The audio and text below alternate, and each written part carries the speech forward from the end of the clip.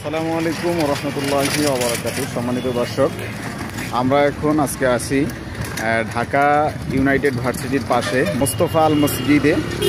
যে মসজিদটি আপনার পিছনে দেখছেন, কাবা শরীফের আদলে এই মসজিদটি নির্মাণ করা হয়েছে। আলহামদুলিল্লাহ, আমরা এই মসজিদে এসেছি। এই মসজিদে আজকে শ্যুট নেব না, আমরা আগামীকাল ইনশাল্লাহ এই মসজিদে শ্যুট নেব। আজকে ভার্সিটির ভিতরে কিছু আমরা শ্যুট নেব। এক ভাইয়ের দারুণ কিছু সঙ্গীত আসতেছে। আমরা 6টা সঙ্গীত নিয়ে শুটিংয়ের জন্য আমরা এইখানে আসছি। বিশেষ করে আমি আসছি ড্রোন শ্যুট নেওয়ার জন্য, এবং আমার সাথে আছে সাইদ, সে তার ক্যামেরা নিয়ে আসছে।